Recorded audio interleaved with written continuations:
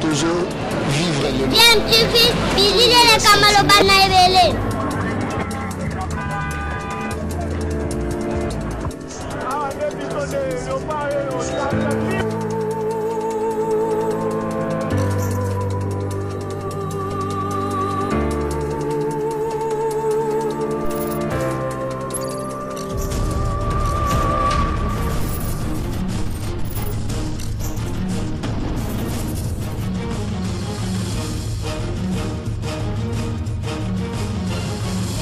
DMTV toujours en avant. Balandi ya DMTV mbote nabino esengweza toujours na ngambo na biso po toyebi ke boza ebele o boza kolanda chaîne YouTube nabino DMTV.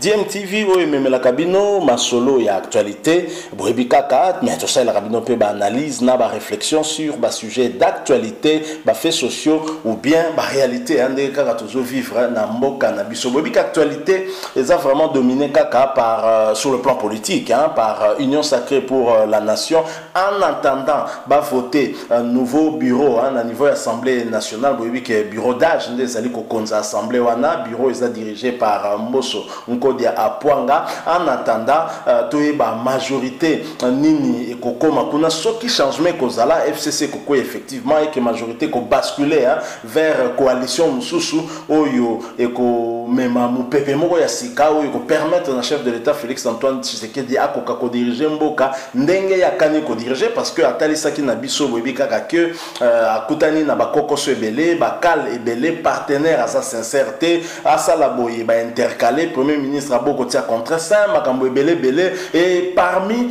ba makambo oyo ezali certainement freiné ezali pe côté sécurité boyebi ke bandeko na biso ya côté à est na ngambu ya Beni to na Ituri to lo bakaka na espace Kivu pe nyoso to wana bazali ko continuer ko subir dans leur chair bazali ko perdre babomo ina bango pe biso na Kinshasa to zali parfois qu'on réclamait tam sous biloko koli alors que batu baza ko perdre ba vina bango na côté à est sengeli attention na biso ko ka la tourner kuna vers bango et nous espérons que nouvelle kozwama et qu'on permettre au chef de l'État entre autres comme ba priorité na ezala ko sécuriser bandeko ya est et d'ailleurs tout le monde déjà kazoki initiative ya ko lancer école de guerre mais est-ce que école de guerre ezali réellement une solution est-ce que ezali pe moins hypocrisie à ko sala net semblait une solution est-ce qu'il fallait qu'on ait la création école de guerre ou bien il fallait s'appuyer déjà na oyo tozali nango na maboko et mettre un peu plus de moyens, plus de sérieux pour que tout sentir ba résultat malamu koya na koto wana na ningina proposer bino moi réflexion to pe analyse ya moko ya ba acteur politique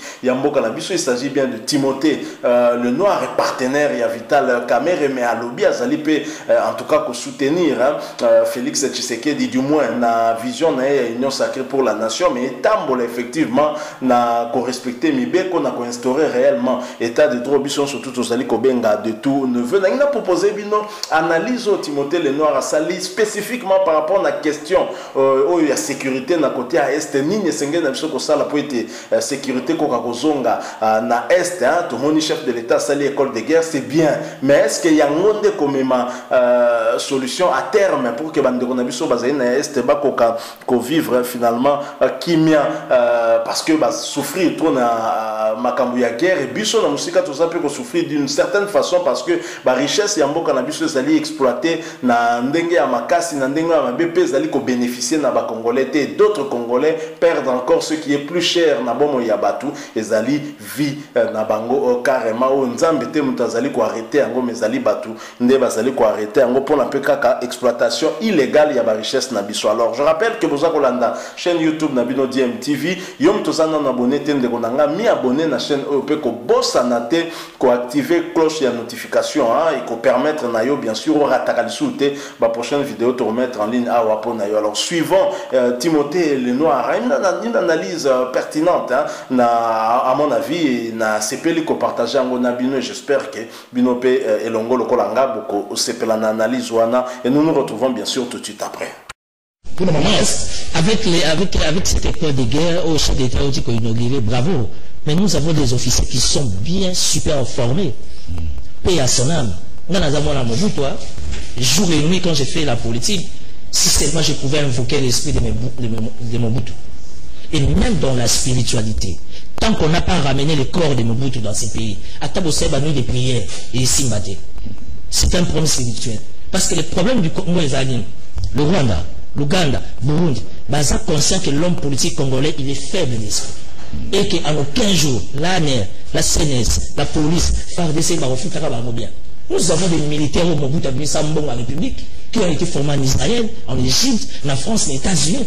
Aujourd'hui, les partenariats qu'on a avec soi-disant l'armée américaine, c'est pas nouveau. Mobutu a fait mieux que ça. Hein? Tous les généraux, comme dit Danou, je veux les gens de sa logique. Nous avons des officiers supérieurs, super formés. Oh, bah, bon, il y a pouvoir à Kabila, bah, bon, il y a pouvoir à Fachi. Mais avantage, Fachi a Zanango, Fachi a la sémence, la deuxième république. Ah, bon, vous avez tata, wana, vana, bah, moi, solo, ni na bango. Vous savez, comme bac, tout le monde va soutenir. Il y a eu plein de guerres. Il y a eu plein de guerres, baza, et Belé, bah, Koufi, ah, on a pouvoir à Kabila, mais il y a quelques uns, baza. Et puis, qu'on se le dise. Pendant qu'à l'Est, les gens, ça tue, ça meurt, tous les jours, tu n'as Ituri. Jean Lamani, c'est le gouverneur de l'Ituri. Il n'a pas le choix. Il est obligé d'être à Kinshasa, parce qu'il sait que tout passe ici à Kinshasa. Il va là à l'Ituri, à Koufaïra, la population, qui va défendre la population. De trois. Il y a des entre guillemets, vous cherchez votre majorité au sein de l'Union sacrée. Moi, ce que je respecte beaucoup, je ne sais pas préciser si c'est vrai ou faux, j'ai fini sur la toile, bah, je sais, il y a 12 millions de dollars pour organiser le nouveau but. Mais ça, c'est la folie, ça. Vous allez chercher 12 millions de dollars, aussi longtemps la bonne année, on n'a payé personne. Négocier nous avons notre pays à Kinshasa. Nathan Mobutu, soldats ont la caleçon, ils ont la chaussette, ils ont la bottine, ils ont la béret, ils ont la mundouk. Les lots de dotation, prime, ration, salaire et soldats comme qui ont des prières pour assembler l'ensemble, mais si on va conserver full time. Alors, le Rwanda, l'Ouganda et le Burundi, maîtrisant cet état d'esprit en congolais, ils ne peuvent que marcher sur nous. Parce que les soldats attaquent comme le Mandouk, même s'il a joué sur les drapeaux. Maman face à la Mouskapé, maman face à l'Iboutabé, Mobutu a tika des écoles dans chaque camp militaire. Mobutu a tika des kikoso. Quand le fumou a un kikoso, ils papa, maman, bana, la chocolat, et c'est comme ça.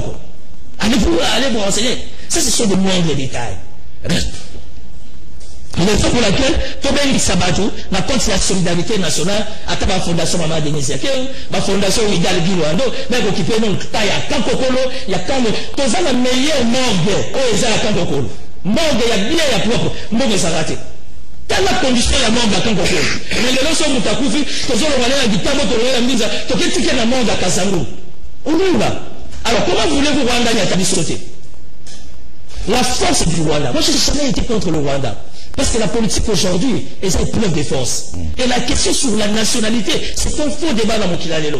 Le monde est globalisé, le monde est mondialisé. Ça veut dire que tout on a besoin de nos voisins. Mais faisons-nous respecter. Dans les zones, il y a des lieux. Voisin, quand on est à maman bata, voisin, le monde est à moi, on bata. Ah,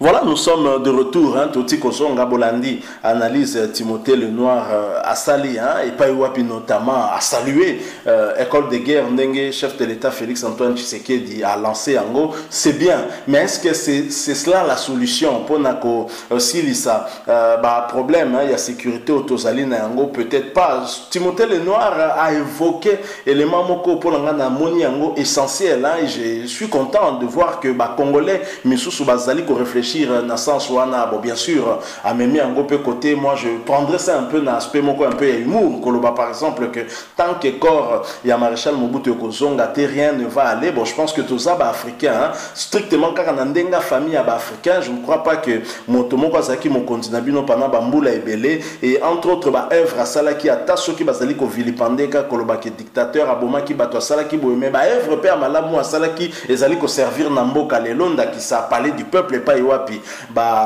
parlement na biso ezali chambre basse na chambre haute et puis kota l'appel le rôle stade des martyrs courant auto zali nango atako dessert nango ezali ya makasi te ezali pena ya mokezo permettre na ba congolais nyoso bazwa te mais yenda sala ki yango. Je crois que quelque part ezali pe ko sala malamu te sengeli que mboka au Congo ikoka ko se réconcilier na bana na yemoko et aux malamu mingi na sens wana ande je crois que nga na oza tout à fait d'accord na ye. Alors côté mususu ya koloba ke Mobutu a format qui ba officier côté on appelle na lingite to le terme ya Mobutu parce que Mobutu a sala ki yango na argent de poche na été à salaki yango na salaire na été en tant que président mais Mobutu salaki yango en tant que institution président de la République ou azako diriger mboka na biso pe ezali mbongo ya ba contribuable congolais zaïrois de l'époque nde salaki ke ba soda ebele base kende ko ba formation na ba mboka ya mineno biso to yebi États-Unis, France, Belgique, Grèce, tozu Égypte, tozu Chine,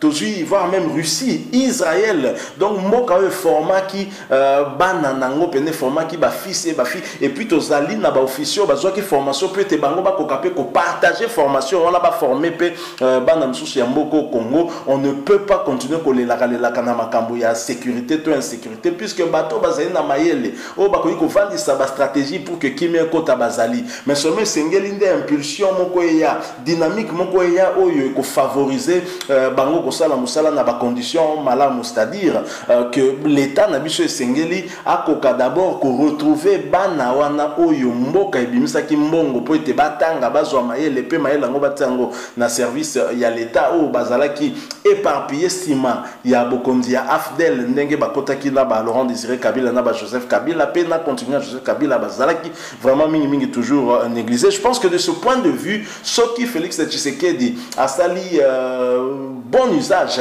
il y a bana o ebele au République ebimisa ki mbongo a retrouver en tout cas du moins ba o bazali non na makasi ya ko travailler. Je crois que bakoki toujours peut ko permettre na mboka na biso retrouver un temps soit peu dignité na ngo c'est urgent surtout na Italie bandeko na biso ya est po bazali ko continuer ko kufa tous les jours. Je ne pense pas que tozangi main d'œuvre capable ya koka kosili sapé bitumba. C'est une question d'organisation, une question de gouvernance. C'est une gouvernance na biso comme ka gouvernance moko malamu wana nyonso tout e kolanda me kozala bien. Gouvernance malamu lingi koloba ko lutter réellement contre la corruption.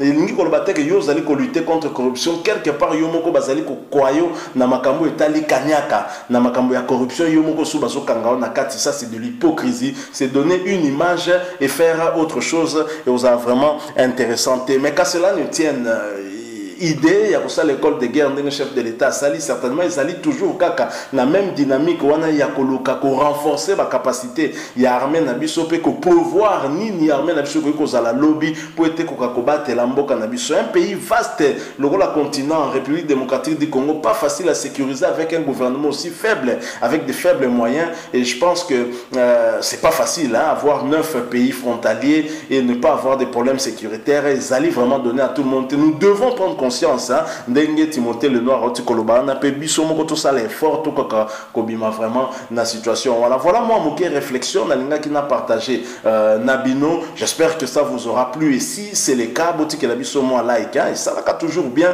mais beaucoup qui peut exprimer point de vue Nabino évidemment en nous laissant un commentaire mais mingi pende konanga ko bossa naté comme abonné na chaîne na DMTV activer pe notification wani zali justement clique mon en une seconde sur la petite cloche qui va apparaître dès que vous s'abonnez, pour permettre de rattraper la prochaine vidéo de mettre en ligne. Merci encore une fois, Tokutani prochainement et DMTV vous dit au revoir.